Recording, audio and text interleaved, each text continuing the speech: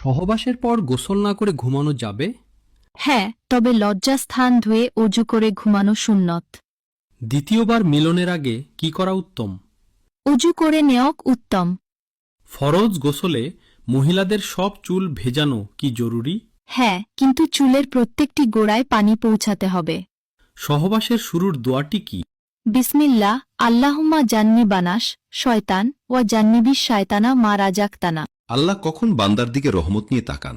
যখন বান্দা এক রাতে বলে, হে আল্লাহ, আমি খুব দুর্বল। আল্লাহ কার দোয়া দিনের শুরুতেই কবুল করেন? যে ঘুম থেকে উঠে প্রথমে আলহামদুলিল্লাহ বলে। কষ্টে হাসলে কি হয়?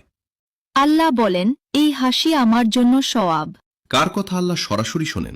যে সাজদায় পড়ে বলে, তুমি আমার রব। বাড়িতে উন্নতি না হওয়ার কিছু কারণ? এক প্রধান দরজার সামনে জুতো ছড়িয়ে ছিটিয়ে রাখা। 2 সন্ধ্যার সময় ঘর ঝাড়ু দেওয়া। 3 বেশি বেলা পর্যন্ত ঘুমানো। 4 বিছানায় বসে খাবার খাওয়া। 5 সন্ধ্যার সময় শুয়ে থাকা। 6 ভাঙা জিনিস ব্যবহার করা। যে পুরুষ আপনার সামনে তার চোখের জল লোকাতে পারেনি, নিজেকে আর সামলাতে পারেনি, বিশ্বাস করুন এই পৃথিবীতে তার চেয়ে বেশি আপনাকে আর কেউ ভালোবাসতে পারবে না। কারণ একটা ছেলে তখনই কাঁদে যখন তার হৃদয়ের জায়গাটা মজলিসের চেয়েও বড় হয়ে যায়। তার ওই চোখের জলকে অবহেলা করবেন না, ওইটাই তার খাঁটি ভালোবাসা। কোন জিনিস 7 আসমান ও জমিন থেকে ভারী বলা হয়েছে? কালিমা। আল কোরআনের তাজ কি? বিসমিল্লাহির রহমানির রাহিম। কোন নবীর কাছে আজরাইল আলাইহিওয়াসাল্লাম অনুমতি নিয়ে এসেছিল? হজরত মুহাম্মদ সাল্লাল্লাহু আলাইহিওয়াসাল্লামের কাছে। হজরত আজরাইল আলাইহিওয়াসাল্লামের আরেক নাম কি? মালাকুল মউত। কোন জিনিস হালাল কিন্তু আল্লাহ তা পছন্দ করেন না? তালাক। মহান আল্লাহ তাআলার সবচেয়ে বড় সৃষ্টি কি?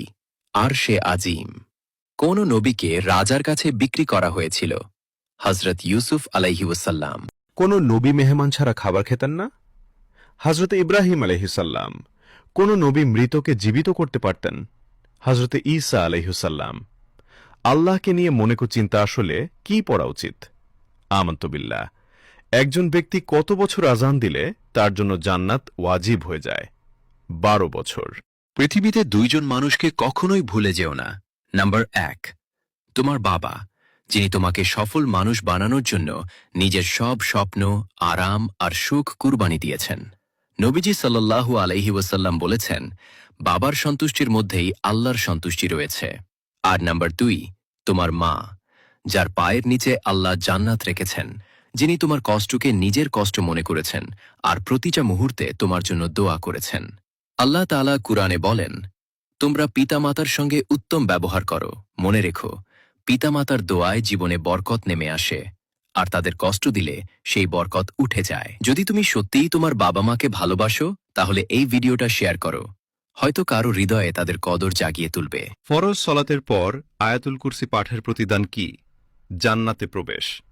সহিহ বুখারীর সর্বশেষ হাদিসটি কোন অধ্যায়ের অন্তর্ভুক্ত? কিতাবুল তাওহীদ।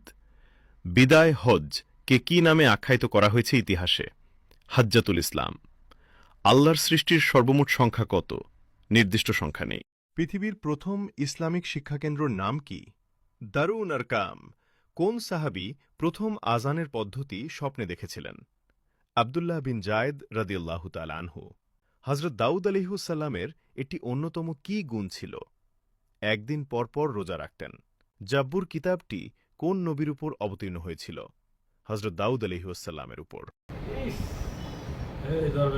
না না আল্লামা টাইলসের রহমাতুল্লাহ আলাইহি। ধামটা কিন্তু সুন্দর হয়েছে। টাইলসের রহমাতুল্লাহ আলাইহি। মাজার আছে তো সীতাকুণ্ড। টাইলসের রে। শিওর। বদনাশার মাজারও আছে। বদনাশার মাজার হইছে চন্দনাইশ।